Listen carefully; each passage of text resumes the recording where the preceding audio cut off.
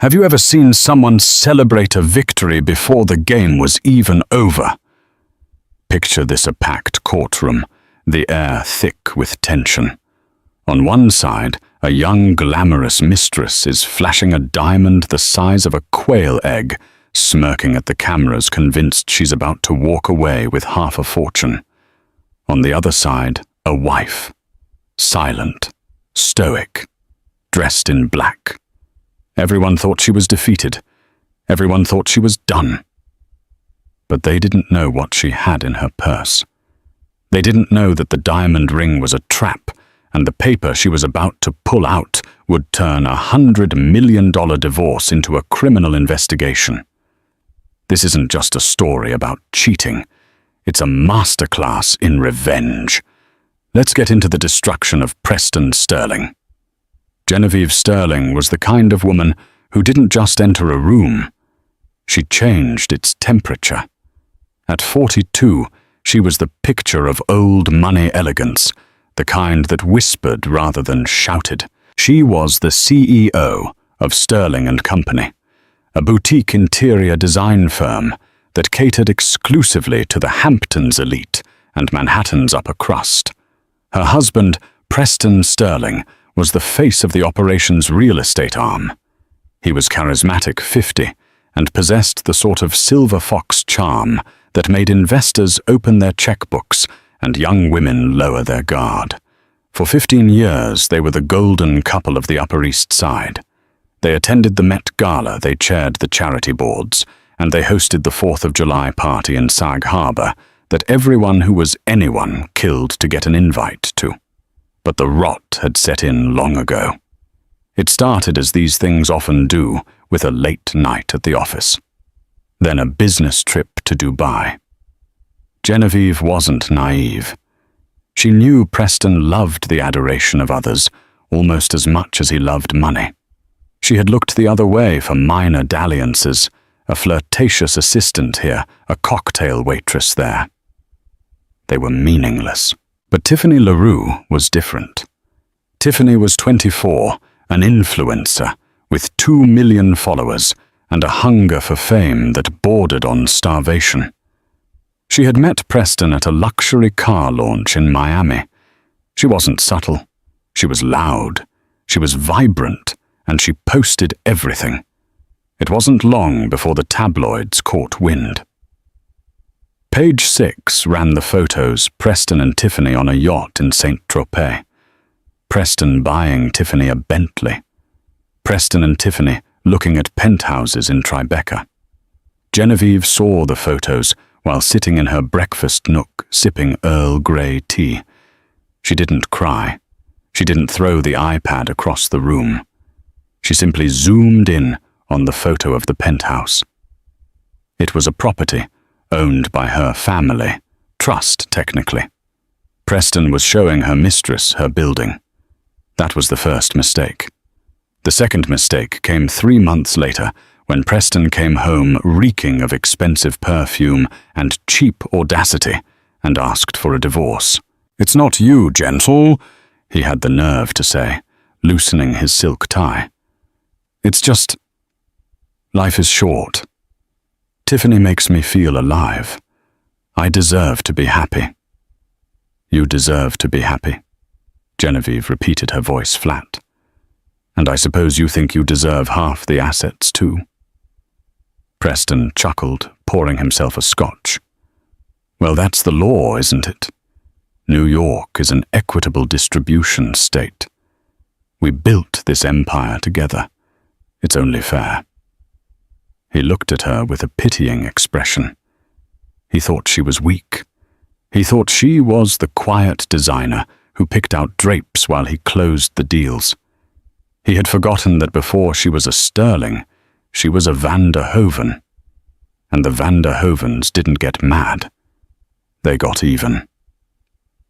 "Very well, Preston," she said, standing up and smoothing her skirt. "If you want a war, make sure you bring enough ammunition." Preston laughed as she walked upstairs. He texted Tiffany 5 minutes later. "She's folding. We're going to be rich. The divorce trial of Sterling versus Sterling was dubbed the trial of the century by the gossip blogs. It had everything: money betrayal and a mistress who treated the courthouse steps like a runway. On the first day of proceedings, the humidity in New York was stifling, but that didn't stop the paparazzi. They swarmed the entrance of the Supreme Court of New York County. Tiffany LaRue arrived first.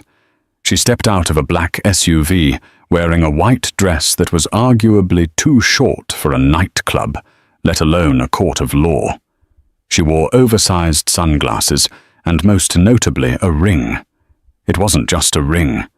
It was a boulder, a 10-carat emerald-cut yellow diamond that caught the sunlight and blinded the photographers. It was a promise ring she had claimed on Instagram the night before. A promise of the future Mrs. Sterling. Tiffany, is it true Preston promised you the Hamptons house? A reporter shouted. Tiffany lowered her sunglasses, flashed a dazzling, predatory smile, and raised her left hand, wiggling her fingers. We're just here to get what's rightfully ours, she cooed.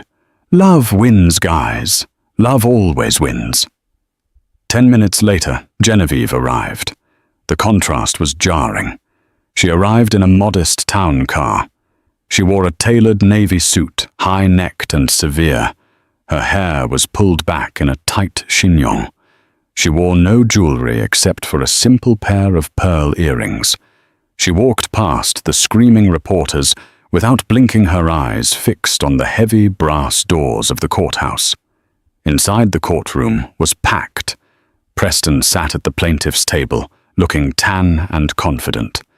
He whispered something to his lawyer, Donovan Reed, a man known as the Bulldog, for his aggressive tactics. Reed was the kind of lawyer who wore pinstripes and shouted objections just to hear his own voice. Genevieve sat alone at the defense table. Her lawyer, Harrison Caldwell, was late. Where is he? Preston sneered across the aisle. Did he realize you can't afford him anymore? Tiffany, sitting in the front row of the gallery, a breach of protocol, but the judge had allowed it, giggled. She snapped a selfie with the judge's bench in the background, captioning it, "Justice is served hot."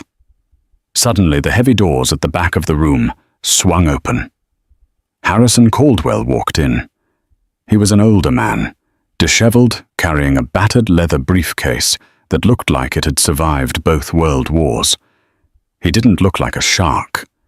He looked like a librarian who had lost his glasses. "Apologies, Your Honor," Harrison mumbled, dropping a stack of papers on the table. "Traffic on the FDR." Judge Marilyn Kwan, a no-nonsense woman with zero tolerance for theatrics, banged her gavel. "Let's get this show on the road. Mr. Reed, your opening statement." Donovan Reed stood up, buttoning his jacket. He paced before the judge, gesturing grandly. "Your Honor, this is a simple case," Reed began, his voice booming. "My client, Preston Sterling, has spent the last 15 years building a real estate empire. He has generated over $200 million in revenue. His wife, while a talented decorator, was merely a beneficiary of his hard work. We are asking for a 50-50 split of all marital assets, including the Sag Harbor estate, the Tribeca penthouse, and the accumulated stock portfolio. Furthermore, we are asking for spousal support, given that Mr. Sterling will need to maintain the lifestyle to which he has become accustomed." A murmur went through the crowd. Spousal support. For the cheater. Reed continued. "We have evidence that Mrs. Sterling has been hiding assets. We believe she is trying to defraud my client of his fair share." Preston nodded solemnly, looking like a wounded puppy. When it was Harrison Caldwell's turn, he didn't stand up. He didn't pace. He simply adjusted his reading glasses and looked at the judge. "Your Honor," Harrison said softly, "the defense disputes all claims, and we would like to call our first witness, Ms. Tiffany LaRue." The courtroom gasped. Tiffany froze. Preston looked confused. "On what grounds?" Reed shouted. "She's not on trial here. She is a material witness regarding the dissipation of marital assets," Harrison said calmly, "and regarding the ownership of certain jewelry." Judge Kwan narrowed her eyes. "Allow it. Ms. LaRue, take the stand." Tiffany stood up, smoothing her dress. She strutted to the stand, clearly loving the attention. She took the oath, her hand resting on the Bible, her diamond ring sparkling under the fluorescent lights. Harrison Caldwell walked up to the witness stand. He looked at her, then at the ring, then back at her. "Ms. LaRue?" He started, his voice deceptively kind. "That is a magnificent piece of jewelry you are wearing." Tiffany beamed. "Thank you. It's a symbol of Preston's love." "I see. And when did you receive this symbol?" "Last week, for our 6-month anniversary." 6 months, Harrison repeated. "And do you know how much this ring cost?" "I don't ask about prices," Tiffany said haughtily. "But I know it's worth $250,000. $260,000 to be exact," Harrison corrected, looking at a piece of paper. "Paid for from the joint account of Preston and Genevieve Sterling. Is that correct?" Preston shifted in his seat. "I don't know about bank accounts," Tiffany scoffed. "Preston bought it for me. It's a gift. It's mine." "Of course," Harrison said. He turned to the gallery. "A gift. Tell me, Ms. LaRue, are you aware that under New York law, gifts purchased with marital funds during a contested divorce are considered dissipation of assets and can be clawed back?" Tiffany blinked. "Clawed? What it means," Harrison said, his voice hardening. "That ring doesn't belong to you. It belongs to the estate. And by flashing it around town, you have provided us with physical evidence of Mr. Sterling's financial misconduct." Tiffany looked at Preston. Preston looked at his lawyer. "Objection," Reed yelled. "Relevance." "I'm getting there," Harrison said. "Ms. LaRue, did Mr. Sterling also promise you the Sag Harbor house?" "Yes," she said defiantly. "He said we're going to raise our kids there." A hush fell over the room. Kids Genevieve at the defense table finally looked up. Her expression was unreadable, but her hands were clasped so tightly her knuckles were white. "I see," Harrison said. "And did Mr. Sterling tell you who holds the deed to the Sag Harbor house?" "He does. He's the man of the house." Harrison smiled. It was a cold, terrifying smile. No further questions for this witness. As Tiffany stepped down, confused and irritated, Harrison turned to the judge. "Your Honor, before we proceed with the division of assets, I would like to submit Defense Exhibit A." He reached into his battered briefcase. He didn't pull out a folder. He pulled out a single yellowed piece of parchment paper, sealed in a protective plastic sleeve. Preston frowned. He leaned over to Reed. "What is that?" "I don't know," Reed whispered. "We requested all documents in discovery. They never sent that." Harrison walked to the bench and handed the document to the judge. Then he walked over to the plaintiff's table and dropped a copy in front of Preston. "Mr. Sterling," Harrison said, his voice ringing through the silent courtroom. "Do you recognize your signature?" Preston looked at the paper. His face went pale, then grey, then a sickly shade of green. It was a document dated 15 years and 2 days ago. "This," Preston stammered, "this isn't possible. I burned this." The microphone caught his whisper. The entire courtroom heard it. "You burned a copy." Genevieve spoke for the first time. Her voice was clear, melodic, and cut through the air like a knife. She stood up, towering over the table. "You burned the copy you found in my safe 3 years ago, Preston, but you forgot something. My father was a judge. He taught me never to keep the original in the house." "What is this?" Tiffany shrieked from the gallery. "What is happening?" Harrison Caldwell turned to the room. "Your Honor, this is a prenuptial agreement signed by Preston Sterling and Genevieve van der Hoven, but it is not a standard prenup. It contains an infidelity and moral turpitude clause, specifically Clause 14b. Harrison paused for dramatic effect. Clause 14b states that in the event of proven infidelity resulting in public scandal or the dissipation of assets on a paramour, the cheating spouse forfeits all claim to marital assets. Furthermore, Harrison looked directly at Tiffany. It states that any third party who knowingly participates in the dissipation of these assets is liable for civil damages. Preston stood up, shaking. "That's not enforceable. That was signed under duress." "Duress?" Genevieve laughed. It was a dry, humorless sound. "You signed it because my father told you it was the only way you'd ever get a cent of the seed money to start your real estate firm. You signed it because you were greedy, Preston, and you forgot about it because you were arrogant." "The ring," Harrison said, pointing at Tiffany. "The cars, the trips, under the terms of this agreement, those are considered stolen property." Judge Kwan looked at the document, then at Preston. "Mr. Reed, is this your client's signature?" Reed was flipping through the document, sweating profusely. I need a recess, Your Honor. I have never seen this." "You have 10 minutes, Judge Kwan said, banging the gavel. But the drama was just beginning, because what Harrison Caldwell hadn't mentioned yet, what even Genevieve had kept close to her chest until this exact moment, was that the prenup wasn't the only thing in that briefcase. There was a USB drive, and on that drive was not just proof of cheating. It was proof of where Preston had actually been getting his money for the last 5 years. And it wasn't from selling houses. The 10-minute recess stretched into 20, then 30. The hallway outside courtroom 302 was a theater of war. On one end, near the water fountains, Preston Sterling was cornered. His face, usually a mask of tanned, practiced confidence, was now splotchy and red.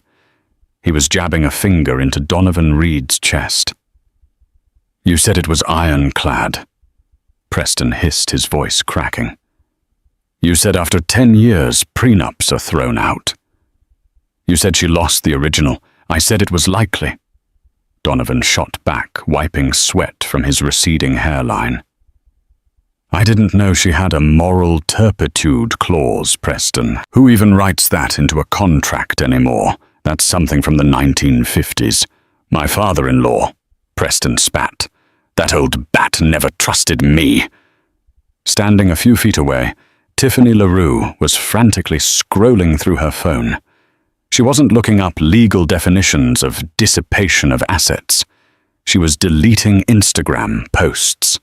The photo of the Bentley gone, the video tour of the Sag Harbor pool house deleted, the future Mrs. Sterling highlight reel archived. She looked up, her eyes wide with a dawning selfish panic. "Preston," she whined, tugging on his sleeve. "They can't actually take the ring, right? It's a gift. Possession is 9/10 of the law." Preston whipped around, his eyes wild. "Shut up, Tiffany, just shut up for 1 second. I'm losing $50 million right now, and you're worried about a rock." Tiffany recoiled as if slapped. She wasn't used to Preston raising his voice at her. He was supposed to be her sugar daddy, her ticket to the A-list, not a desperate man, sweating through his Italian suit. At the other end of the hall, Genevieve stood by the window looking out at the grey Manhattan skyline. She was perfectly still. Harrison Caldwell stood beside her, eating a granola bar from his pocket. "He's going to try to settle," Harrison said, chewing thoughtfully. "He knows the prenup holds water. He'll offer you the Sag Harbor house if you let him keep the business." Genevieve turned to him, a small, cold smile playing on her lips. He thinks the business is still his to keep. He really hasn't figured it out yet, has he? No, Harrison chuckled. He hasn't. Good, she whispered. Let him burn. When the bailiff called everyone back inside, the atmosphere had shifted. The air was heavy electric. The reporters in the back row had their pens poised, sensing blood. Judge Kwan banged her gavel. We are back on the record. Mr. Reed, regarding Defense Exhibit A. Donovan Reed stood up, looking defeated. Your Honor, while we contest the validity of the signature due to the time elapsed, my client is willing to discuss a settlement regarding the residential properties. We are not interested in a settlement, Harrison Caldwell interrupted, standing up slowly. Preston's head snapped up. What? We are not interested, Harrison repeated, because the division of assets is no longer the primary issue. The issue, Your Honor, is the source of the funds used to purchase those assets. Harrison walked back to his table and picked up the USB drive. He held it up like a holy relic. Your Honor, before the break, we discussed the ring, a purchase of $260,000. Mr. Sterling claimed this came from his earnings as a real estate developer. Defense Exhibit B will show that this is false. Objection, Reed shouted. This is a divorce court, not a forensic audit. It goes to the heart of the marital estate's value, Judge Kwan ruled. Overruled. Proceed, Mr. Caldwell. Harrison plugged the drive into the court's presentation laptop. A spreadsheet projected onto the large screen on the wall. It was a complex web of numbers, dates, and wire transfers. This, Harrison pointed to a column highlighted in red, is the operating account for Sterling and Company, real estate. And this, he pointed to a column in blue, is a shell company registered in the Cayman Islands called Blue Horizon Consulting. Preston went rigid. He stopped breathing. For the last 5 years, Harrison explained, his voice taking on a storytelling cadence. Genevieve Sterling noticed that the firm's profits were stagnating despite a booming market. Preston told her it was overhead. Costs of doing business. Inflation. Harrison clicked a button. The screen changed to show a series of wire transfers. But the truth is Mr. Sterling was siphoning money. He was taking deposits from clients, down payments for luxury condos, and moving them into Blue Horizon. He would then clean the money by paying out consulting fees to various entities. Harrison turned to look at Tiffany, who was chewing her fingernail in the witness box. Ms. LaRue, Harrison said, have you ever heard of a company called TSL Creative Solutions? Tiffany blinked. I have a brand. I do consulting for social media. Indeed, Harrison said. And did you perform $50,000 worth of social media consulting for Sterling and Company in January of last year? Tiffany looked at Preston. He was staring at the table, refusing to meet her eyes. I post about his listings. Sometimes, she stammered. $50,000 for an Instagram post, Harrison asked, and another $40,000 in February, and $100,000 in March. The gallery gasped. Ms. LaRue. Harrison's voice dropped an octave, becoming deadly serious. These checks were deposited into an account with your name on it. If you performed no services for this money, do you know what that makes you?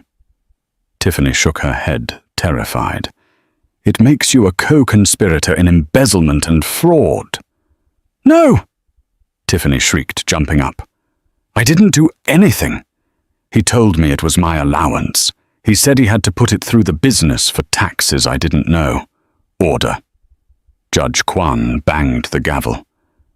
Ms. LaRue, sit down. He told me to sign the papers. Tiffany was hysterical. now pointing a manicured finger at Preston. He said it was just a way to pay for the apartment without his wife seeing the withdrawals. I didn't know it was illegal. Preston finally stood up, his face purple. She's lying. She begged for that money. She threatened to tell Genevieve if I didn't pay her. Oh, so you admit you paid her? Harrison interjected smoothly. Preston froze. He realized too late that he had just walked into the trap. Genevieve sat at the defense table, her hands folded calmly in her lap. She wasn't just divorcing him. She was dismantling him, piece by piece. The courtroom was in chaos. Judge Kwan was banging her gavel so hard it threatened to crack the wood. Order in this court, or I will have the bailiffs clear the room. Silence slowly returned, but it was a jagged, fragile silence. The air smelled of expensive perfume and imminent ruin. Mr. Caldwell, Judge Kwan said, her voice tight with restrained anger. You have made serious allegations. Do you have proof that these funds were misappropriated from client accounts? I do, Your Honor, Harrison said. He clicked the remote again. The screen displayed a copy of a check. It was a cashier's check for $260,000 made out to Cartier. This is the check used to buy the engagement ring Ms. LaRue is currently wearing, Harrison said. Note the account number in the bottom left. He clicked again. A bank statement appeared. This is the escrow account for the Vanderbilt penthouse sale. A client, a Mrs. Agnes Miller, deposited $2 million as a down payment. 3 days later, $260,000 was wired out to pay for a diamond ring. The room went dead silent. Even the reporters stopped typing.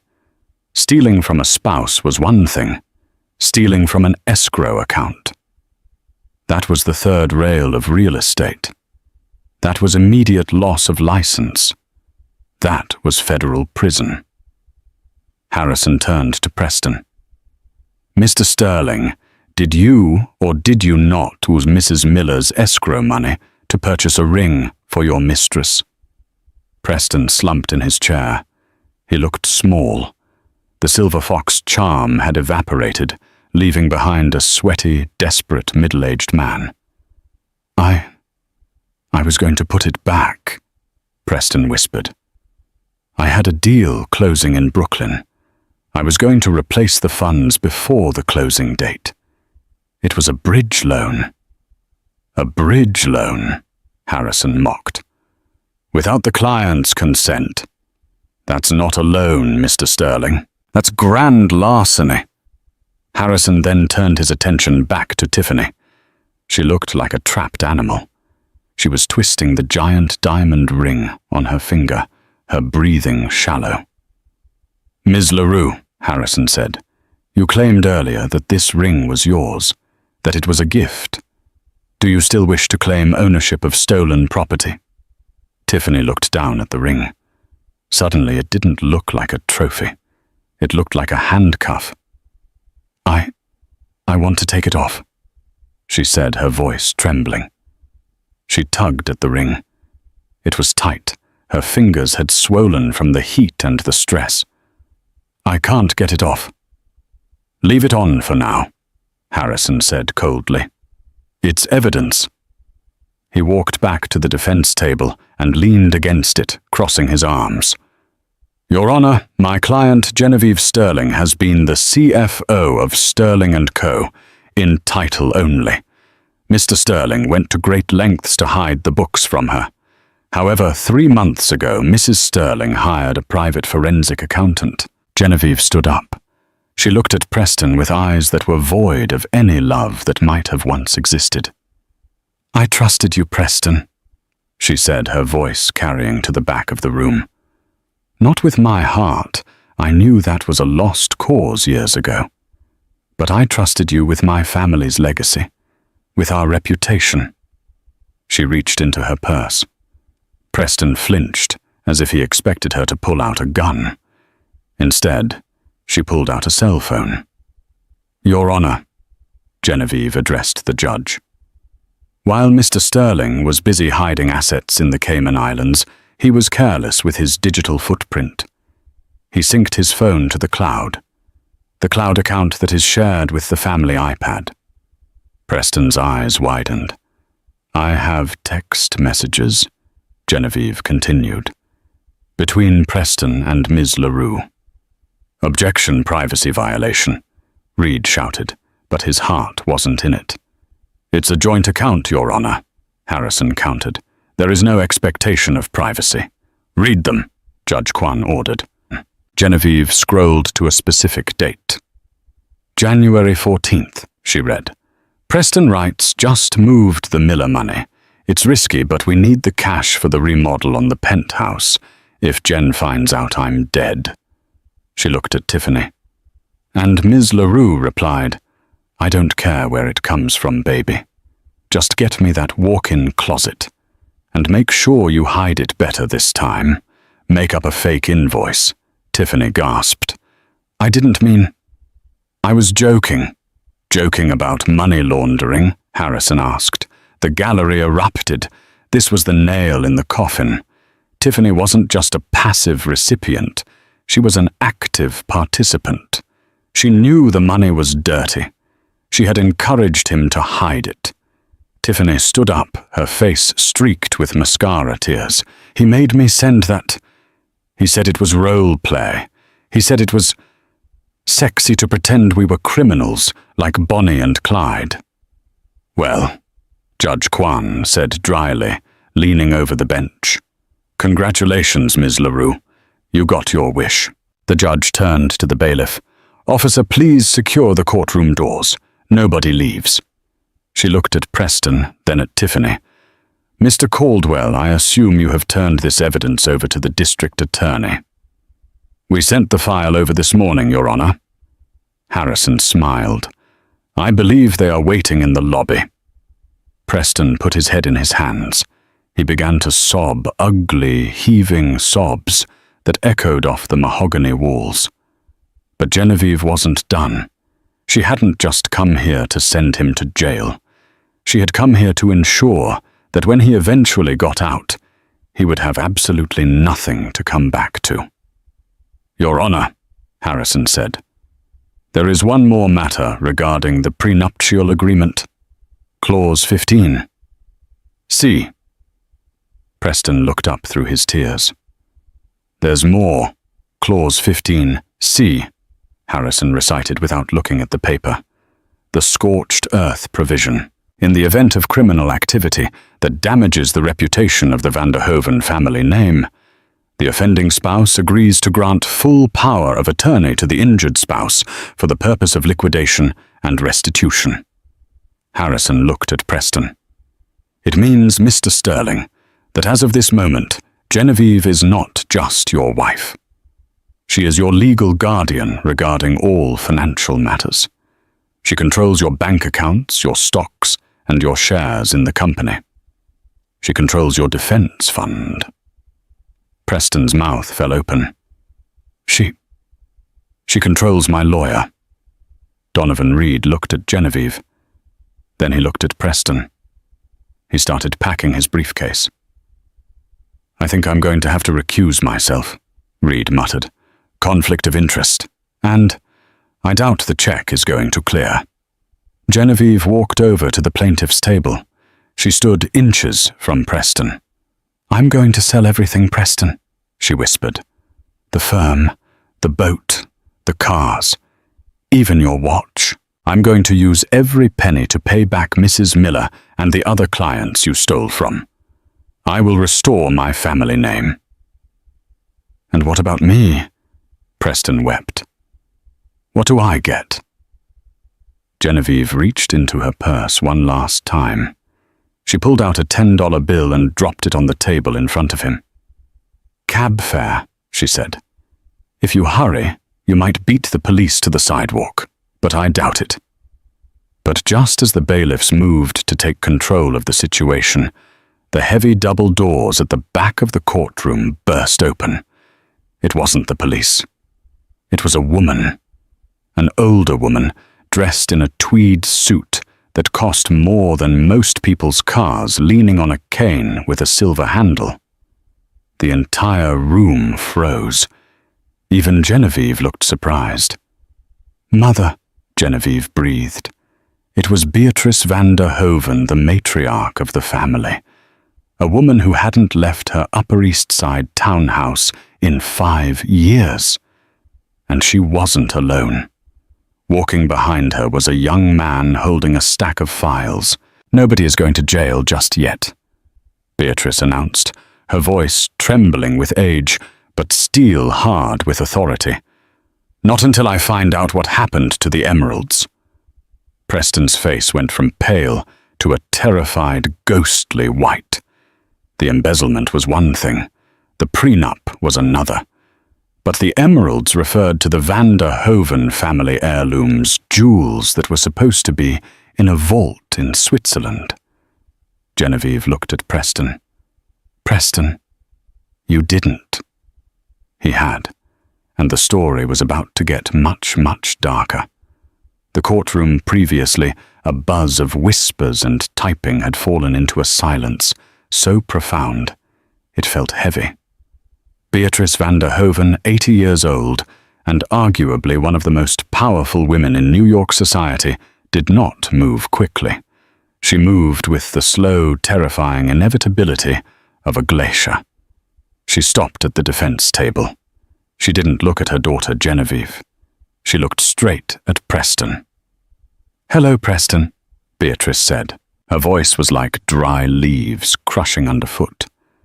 "You look unwell." Preston was gripping the edge of the table so hard, his knuckles were white. "Beatrice, I didn't know you were coming." "Clearly," she replied. She turned to the judge. "Marilyn, it's been a long time." Judge Kwan nodded respectfully. "It has, Mrs. van der Hoven. Though I must remind you, this is a closed courtroom, and you are not a party to this divorce." "I am not here for the divorce," Beatrice said, leaning on her silver-handled cane. "I am here for the robbery." She gestured to the young man behind her. "This is Sebastian Cole, the curator of the van der Hoven Family Trust. Sebastian, show them the photographs."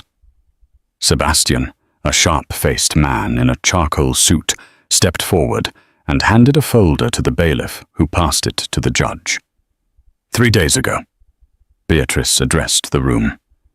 "I asked Sebastian to retrieve the van der Hoven parure from our vault in Zurich. My granddaughter is turning 18 next month, and it is tradition for the women of our family to wear the emeralds on their debut." Genevieve stood up slowly. "Mother, the vault was empty." "Not empty," Beatrice corrected. "There were boxes, but inside the boxes were fakes, paste, glass." She turned her gaze on Preston. It was a look of pure, unadulterated loathing. "High-quality replicas," Beatrice continued, "the kind that would fool a casual observer. But they didn't fool Sebastian. And when we checked the access logs, we found that only 2 people had visited that vault in the last 5 years. Me and you, Preston." Preston wiped sweat from his forehead. I went to check on the insurance appraisals. That's all. I don't know what happened to the real stones. Maybe the bank employees—" "Stop it," Genevieve said. Her voice was quiet, broken. "Just stop lying, Preston. It's pathetic."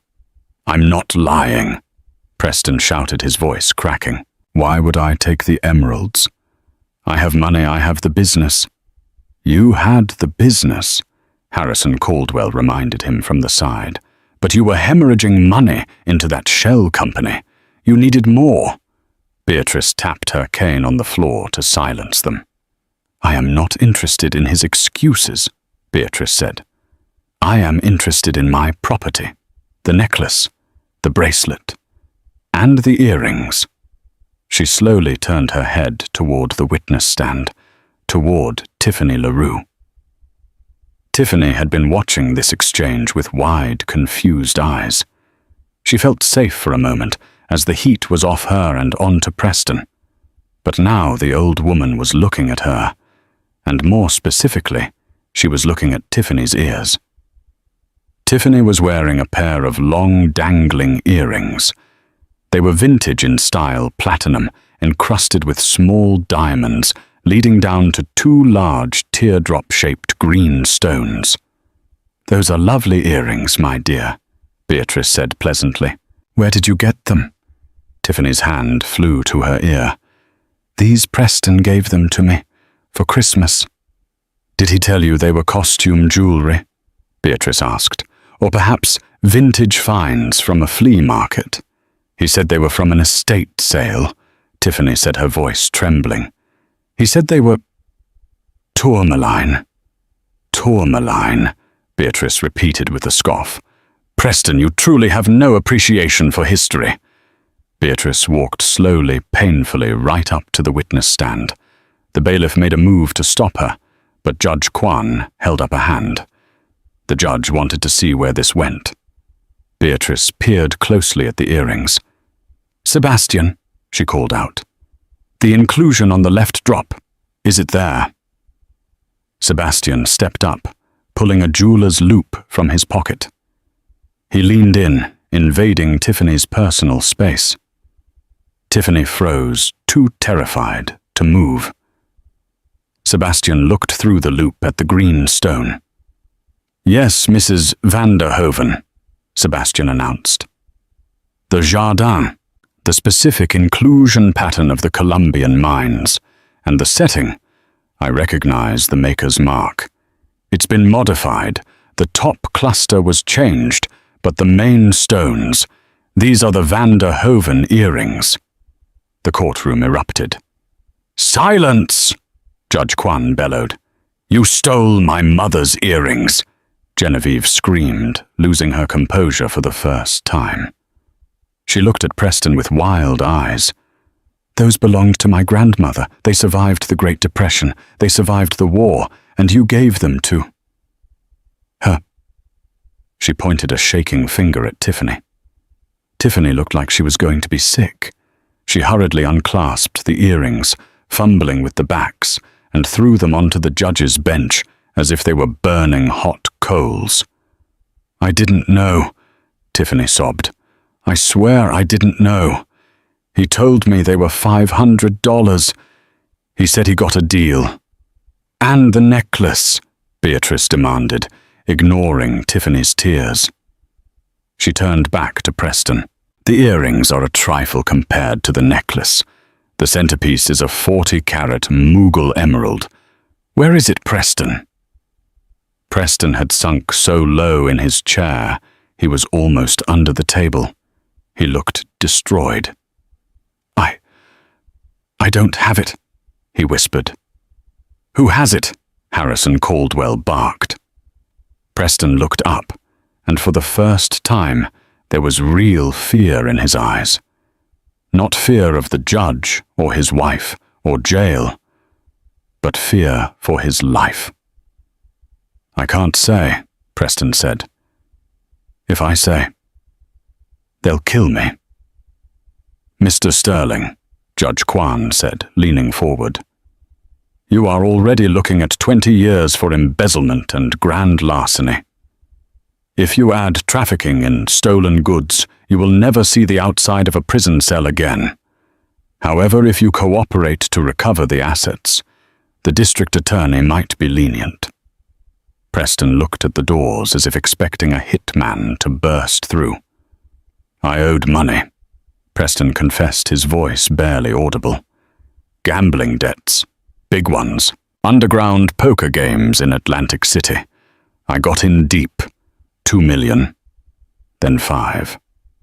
"So you stole from the business," Genevieve said. "It wasn't enough," Preston cried.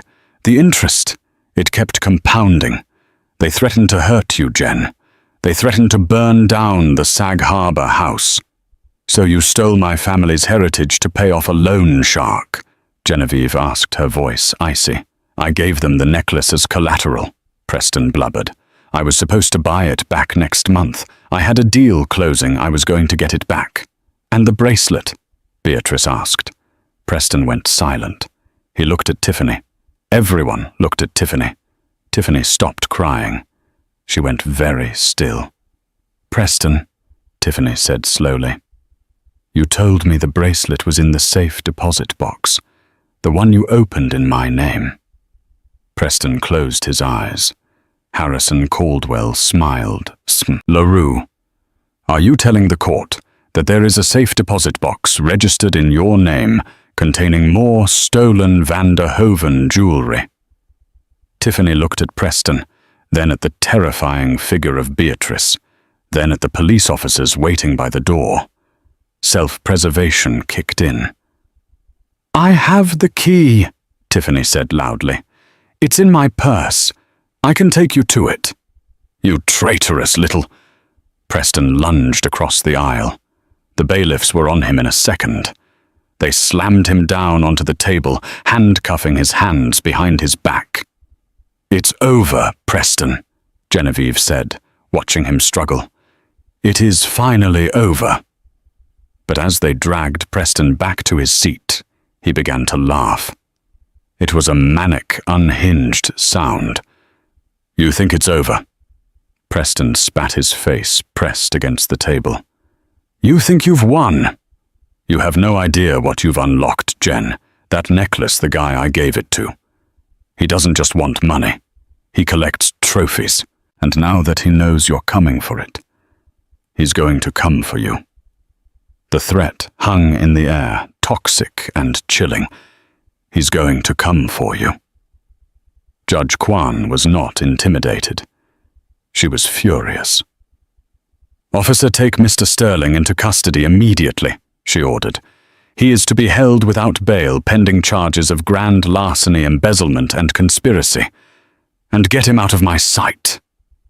As Preston was hauled away, kicking and screaming about dangerous men, the dynamic in the courtroom shifted.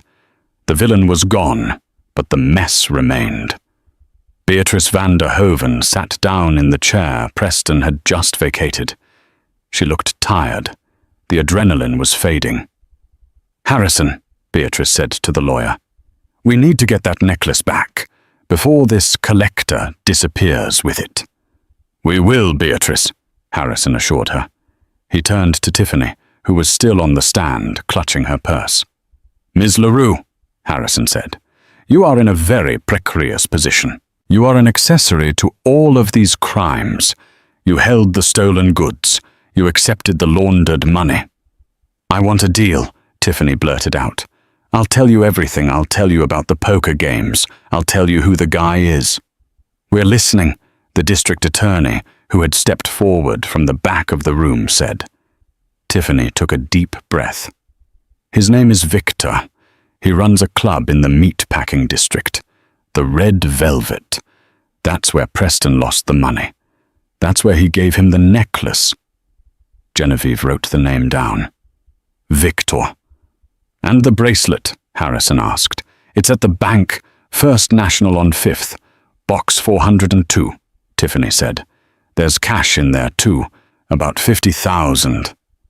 And papers. What kind of papers? Genevieve asked, stepping closer. Tiffany looked down at her hands. Preston was... He was paranoid. He kept a journal. He wrote down everything. Every bribe he paid to city inspectors to get his building permits approved. Every kickback he took from contractors. It's all in the box. Genevieve looked at Harrison. This was the smoking gun. Not just for the divorce or the theft, but for the destruction of Preston's entire professional existence. With that journal, Sterling and Company real estate would be dissolved. The fines would be astronomical. You did good, Tiffany, Harrison said, though his voice dripped with sarcasm. Now I suggest you go with these officers. They're going to need a full statement.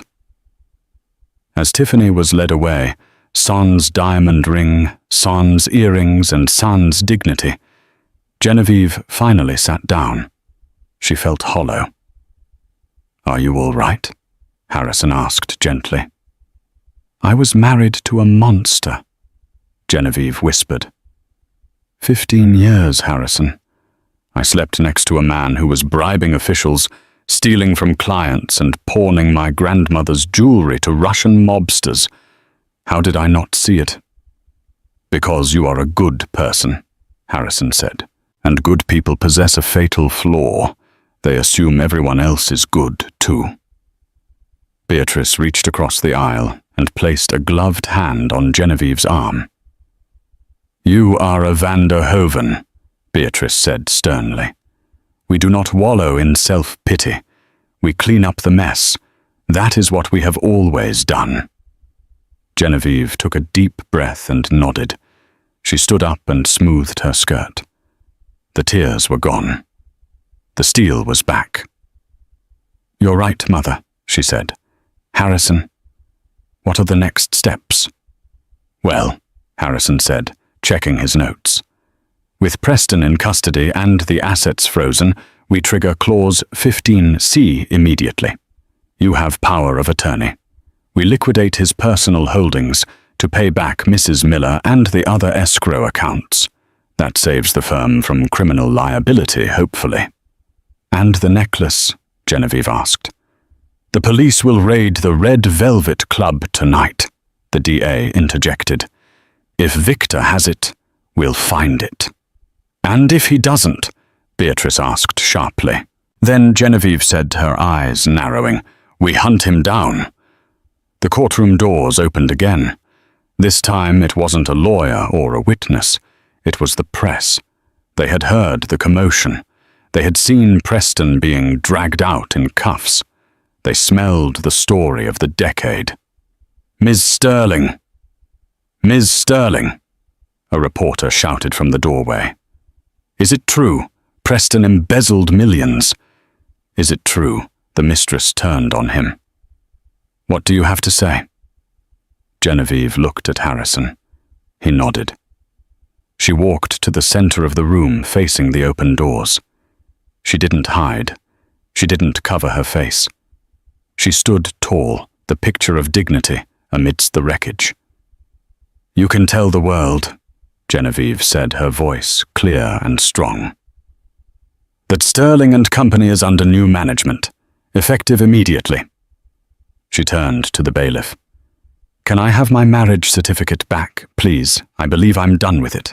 The bailiff handed her the paper, the document that had started all of this, the shield that had saved her life. Genevieve looked at it one last time.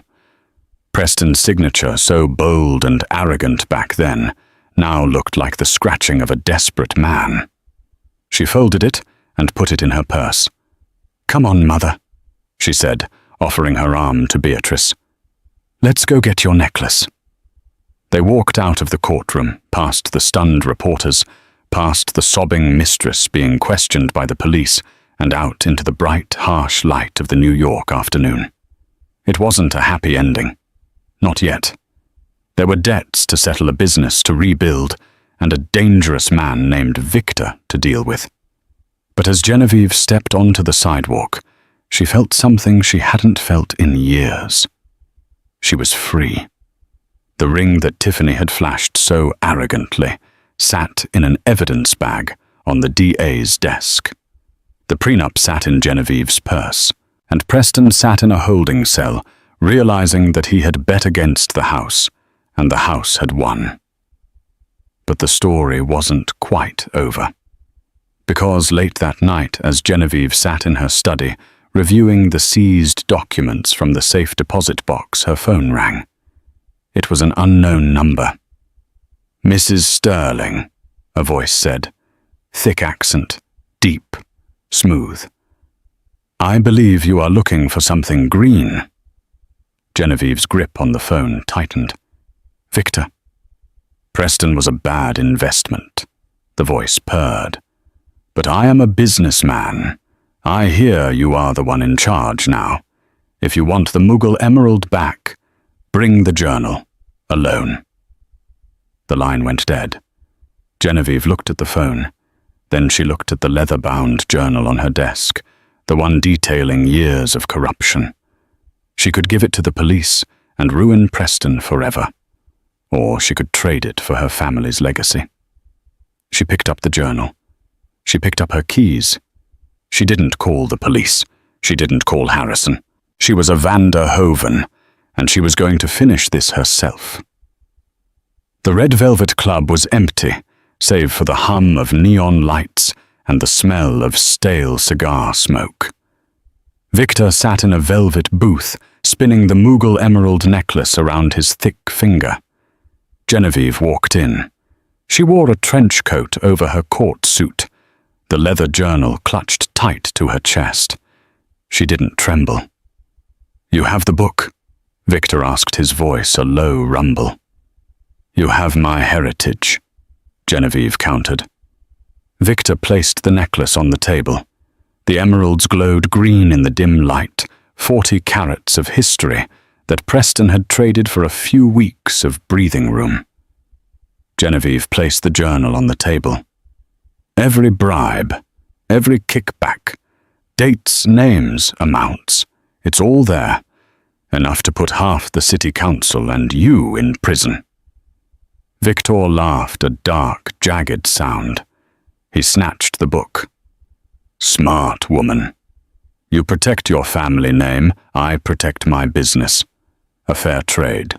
He slid the necklace toward her. Genevieve picked it up, feeling the cold weight of the stones. She clasped it around her neck, the mechanism clicking shut with a sound like a pistol cocking. "Pleasure doing business, Mrs. Sterling." Victor grinned, flipping through the pages of incriminating evidence. "Now get out before I change my mind." Genevieve turned and walked to the door. Her heels clicked rhythmically on the hardwood. At the threshold, she paused and looked back. "Victor," she called out, "you should check the last page." Victor frowned. He flipped to the back of the journal. Stuck to the final page was a small yellow sticky note. It read, "Upload complete." Victor's eyes snapped up. "What is this?" Genevieve held up her phone. "I didn't call the police, Victor. I called the FBI. I told them I was making a drop.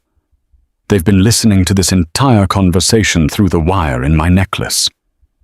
Outside, the wail of sirens pierced the night air. Red and blue lights flashed through the club windows, painting Victor's furious face in chaotic colors. "You didn't just steal my husband's money," Genevieve said, pushing the door open as the SWAT team stormed past her. "You tried to steal a Vander Hoven's dignity, and that is a debt that can only be paid in life sentences." She walked out into the cool night rain, the emeralds heavy and safe around her throat. She pulled her phone out and sent one final text to Harrison. "It's done. File the papers." The game was over. The mistress was broken. The husband was jailed. The mobsters was caught, and Genevieve Sterling. She was finally truly victorious. And just like that, Genevieve Sterling proved that you should never bring a knife to a gunfight or a diamond ring to a prenup battle. Preston thought he could play the system, but he forgot that the system was built by families like the Vander Hovens. He lost his fortune, his freedom, and his reputation, all because he underestimated his quiet wife. But that ending, chills right. Genevieve walking into the night to face a mobster alone. That is a woman who has nothing left to lose. What would you have done in her shoes? Would you have traded the evidence to get the family heirloom back? Or would you have let the police handle it? Let me know in the comments below. If you enjoyed this roller coaster of justice, revenge, and high-stakes drama, please hit that like button. It really helps the channel. And don't forget to subscribe and ring the bell so you never miss the next part of our real-life drama series. Thanks for watching.